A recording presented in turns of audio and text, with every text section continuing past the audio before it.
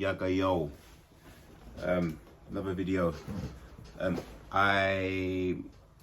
gonna try and do this one shot. I've got some notes and I'm gonna kind of move back, talking about more.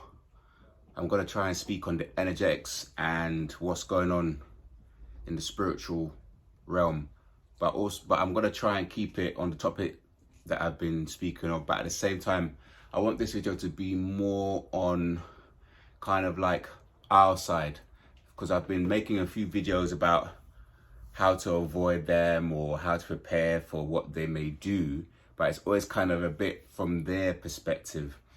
And I wanted to maybe have a bit more balance on the channel, a bit more balance on these things for now, because I haven't decided whether I'm going to continue and I'm going to keep them up. So while it's there, I might as well try to keep the information and the content balanced so it kind of talks about us and them. So firstly, I just want to say this video, the title of the video is Skills a Normal or Empath Must Master to Survive in a Fake World Dominated by Narcissists, Psychopaths and Energy Vampires. Yeah, quite a wordy title. So basically, I want to just quickly touch on how we sometimes can be made and what I mean by the title. So if you grow up in a household where you've got two like parents and they're good parents and they bring you up the right way, what you find, you'll feel safe. So you have a secure attachment style. So then when you grow up, you'd be a normal. You won't suffer from all these mental illnesses, all of these possessions, all of these inflictions which happen because of having avoidant attachment styles or disorganized attachment styles.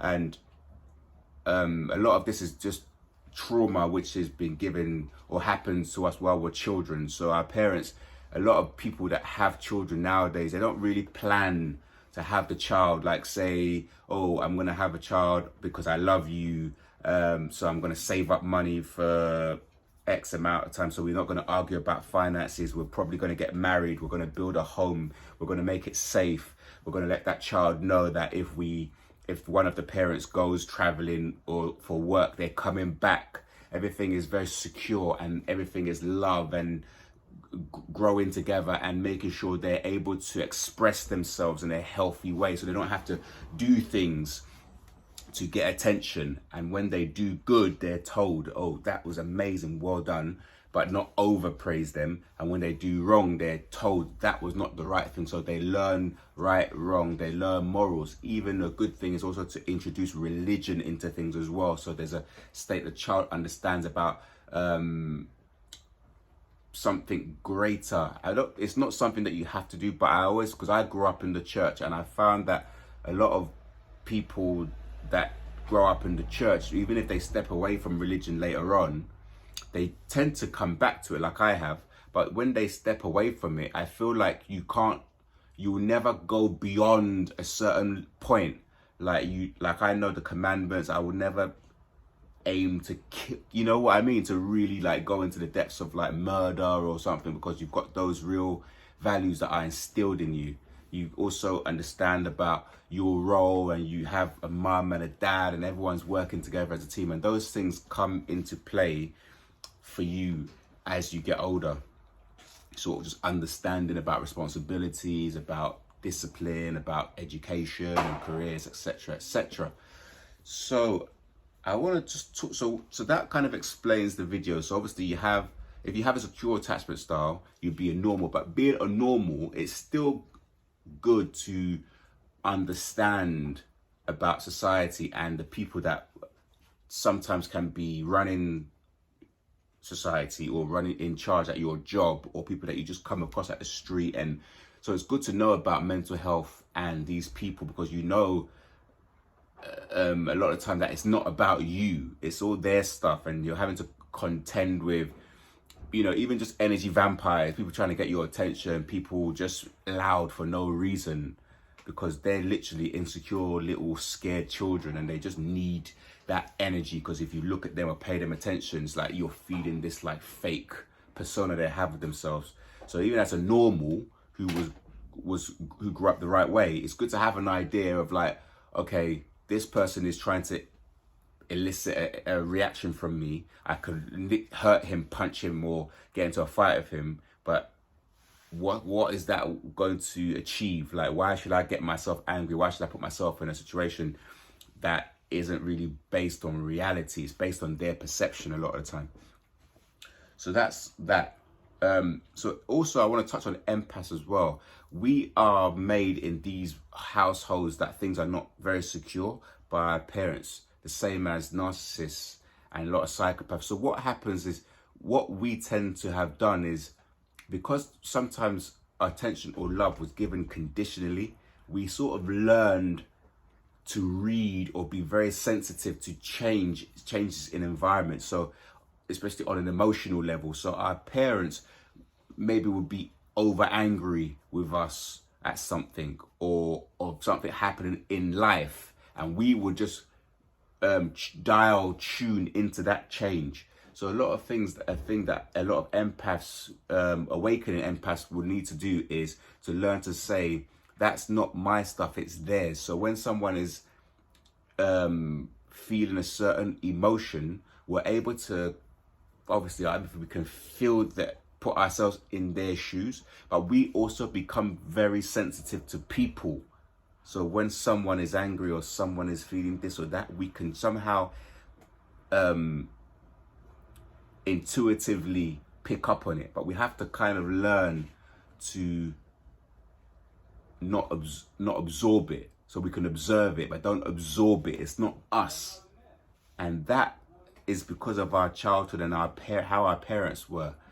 So if you have that angry mum or angry dad, and you're always on eggshells and you're always wondering which mood they're going to be, or alcoholic or whatever, you become very sensitive to any change. So your skills, because it is kind of a skill, you can pick up on people's emotions and how people are feeling. But a lot of the times we don't want their emotions as their stuff. We want our own emotions, because energy in motion is fleeting. It's constantly changing and evolving. So is literally very, very draining being around lots of people. In the world we live in today, a lot of people live in their lower self. So they're constantly going around thinking about the future or the past or negative things that's happened or gonna happen, and we can pick up on it. So we need to really practice on shielding and protecting ourselves. A good way of doing that is just to try to be present. Meditation helps with that. Staying in our own bodies, trying to embody light in our solar plexus or central part of our body. And that light, hopefully what you will start to be able to cultivate is that warm feeling of a sun radiating outwards. There is a meditation by John Kabat-Zinn, I think, which I will try and link. I'll find that and link it in here, which is very good. And he talks about that in the meditation, but you can also do it as a small, quiet prayer before you leave your house or when you wake up first thing, to cultivate solar energy, to cultivate love, emotion, even devotion. Just cultivate that kind of happy, higher frequency. So let's just do these points. I don't want the video to be too long. I think a fly just landed on the camera there. So the first one I've got here is to learn a poker face. Or to be very aware of your own face. And this is something that I'm still learning and still practicing, that when you're in public or living your day-to-day or even doing your job, it's not to give away how you're feeling or take it personally when other people may pull faces either. So there's actually like a 2-second rule as well. So when you're actually walking, you can have like 2 seconds, and sometimes if you want to go ahead and smile at somebody that is also neutral, do that. But what you'll find with a lot of people are scared as well. So they scared children, not scared, they're scared. So they will put on either their staunch, angry, don't approach me face, or you can see the kind of death stare they might be giving you. And I might make another video about the death stares and why that is happening, but I don't want to. Sometimes about when we talk spiritual or we talk a little bit religious, but I'm not religious, we kind of talk about why these things are happening. It can be a bit off-putting to certain people that are not very into that stuff, but it's very hard to not talk about that when you talk about this, because of the Jezebel spirit, because of what's going on in the spiritual realm, and kind of like being opposites to these people. But obviously you have the normals too, which I spoke of before, but a lot of us empathic, favored, chosen people, we don't look at ourselves like this grand thing, but we tend to be the opposite of them. So because of that, the spirit inside them picks up on the spirit inside us and has to destroy it, has to devalue it. And the people itself that are tapped into those forces, they don't even know that they're doing it. The stares, their behaviors, the having to destroy you, the having to ruin your reputation, having to expose you, they don't know they're doing it, but it's this thing that's inside them. And it's funny because that's something that we have to accept will mainly follow us for all of our life. Like, that spirit will follow us. We can't escape it because of what the Most High has put inside our heart. So it's just something we're going to have to deal with and accept. And yeah. So another point I've got here is to move away from anyone that manipulates you. So one thing that we need to make clear is manipulation is a sign of abuse. So what I've experienced in my earlier times was, or when I lived with people, was that people would go into my room and they would move things around. So that kind of gaslighting or manipulations, or they would just like remove one sock. They would do stuff like that. Or when people talk about you behind your back, like, oh, who do you think he is? Oh, he's always doing this. Or they sort of vandalize your thing. But what they would vandalize would be something that would be not something you would pick up straight away. So if you've got a whole load of tapes or CDs, they might just pick one in the midst and just scratch it or cut it. I don't know if they get some kind of, you have to ask them if they get some kind of like happiness from doing this stuff. It's just, I can't understand it, like how these people like think. It's just certain behaviors. It's just like really out of this world to me. But yeah, you have to really get into the habit of getting better at your cutoff game. So whenever you see or feel someone is lying to you, because we've got very good intuitions to pick up that, manipulating you, mistreating you, damaging your stuff or breaking into your house, you just have to cut them off. Just like your cutoff game has to be like one chance, it's over. Next point. This one is actually quite a sad one, and it's always I've always made this mistake. So you have to, and I'm speaking up because somebody was saying something, you couldn't hear me, and I'm a bit close, and I've taken off the case of my phone. I hope that has helped. It's to progress secretly. And I find this hard because we see people like us, we want the best for everyone. So for us, we never think, oh, I can't say this thing that's going on in my life or tell anyone good news. And every time we do that, it doesn't even have to be that person that causes that thing to stop. But most times they're not. Whatever we're doing, if we speak about it before we've done it, it ends. Like, this happened to me loads of times. You could lose a job. You could get, if you're going for a house, that house contract will fall through. If you want to start a new business, that business will not work. If you're going, whatever it is. So this could be something in a realm that you don't even see, but someone could just curse it and it just fails. Or they might continue a smear campaign or report you for something that you did when you was like 5 or 15 years ago, or lie or exaggerate something, or whatever these people do. This is how they maneuver. They got a whole network. In my relationship with the first person who I dealt with, who I think has this kind of antisocial disorder, personality disorder, when we broke up, we sometimes, people on our side, we sometimes sabotage relationship, and I've done it twice, and the third one and the first one, I think those two were the worst relationships. All three were like extremely bad, and I lost something in all three, but those two were like the kind of like the worst. And also, if the brighter you are, it tends to be the darker your opposition, the adversary is too, just to say. But the first one, I was coming out of a house where there was a person or a lady that I had just spent the night with her, but also it wasn't a definite, like there was loads of people in this house. So I used to always go out and be DJ, like being all around town. And as I was coming out, I saw this guy that I knew, right? And this guy always feigned friendship or presented as a friend. And anyway, when the person I was, the number one relationship person, finished work, she approached me and her energy was like she knew. So he had told her.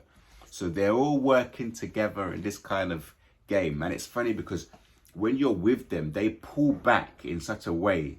They're always testing you. They pull back. So they stop validating you. So when you're in a relationship and you're with someone that doesn't validate your successes, they don't sleep with you, they don't have sex with you, they don't do all these things with you, so those are the guidelines. We tend to go outside looking for it. That's something that a lot of codependency people do. So you have to get in the habit of being like, okay, I'm here, this person is pulling back. They're not expanding my experience. I have to leave. That's it. There's no like, oh, it's 6 months time, if I behave myself, if I do as they say, they might give me a little sliver of sex or tease me a tiny little kiss or do whatever. No, they pull back. And also when they're doing all this, you tend to be paying for them. I remember I used to move this girl's car, wake up early and move her car from A to B so she wouldn't get a parking ticket, pay for her parking ticket, take her out for dinners, and she'd order extra cheese and then still cheat. Like all of these, like still cheese, all of the things that you were doing, paid for materials to fix a flat, all the stuff you were doing. And then you now start running away because they're doing what they're doing. You start like having to get out away from them and have to go out. You have to pull yourself away, sabotaging it, and then you make a mistake, and then if you're making a mistake, you have this network of other narcs that will see, and they will go and report her, and then she will come after you. So she came back with this energy of like, I'm gonna get you. So it was obvious to me even at the time that she was told by that guy, and because he knows her. I didn't even know that she was an ex of his best friend as well. So there was always this kind of like, I was committing this untold sin, but I didn't know that his best friend and her dated when I met her. Like I had no idea, and it just went from there. But because of it's always also a reason as well. Even if they wasn't connected, they'll find something to get you on. It's not them that's behaving that thing. It's what they're tapped into, the forces. So that, I don't know, I got a bit off tangent with that one, but that's one. Let me do maybe one more. I don't want the video to be too long. So let me do this last two as a kind of tie-in to. So I would say to survive, a skill you would need to be, I think I may have said that before about being present. So meditation is very, very important. I spoke about maybe linking something in here. But what it would do is to reduce the rumination period of when you're kind of like going back and forth of what you could have done better, or thinking about them, the supply you're giving away energetically, etc. So it's just kind of coming back into yourself. So that's a skill you're going to have to really practice. You're going to have to really take time to practice that, because you have to remember this stress. I was talking about careers and goals yesterday in the last video. It really affects us. So you tend to start getting sick in your body. Like you catch a cold, you might get some kind of anything. Your immune system literally goes down. Your body's in fight or flight mode. So you can have problems with your stomach, your bowels.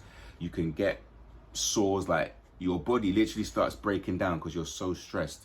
So we want to bring up that get rid of that feeling really, of this kind of like constant running on this hamster wheel, trying to impress someone that you could never impress really. I don't see if I've got anything quickly I can just add in there.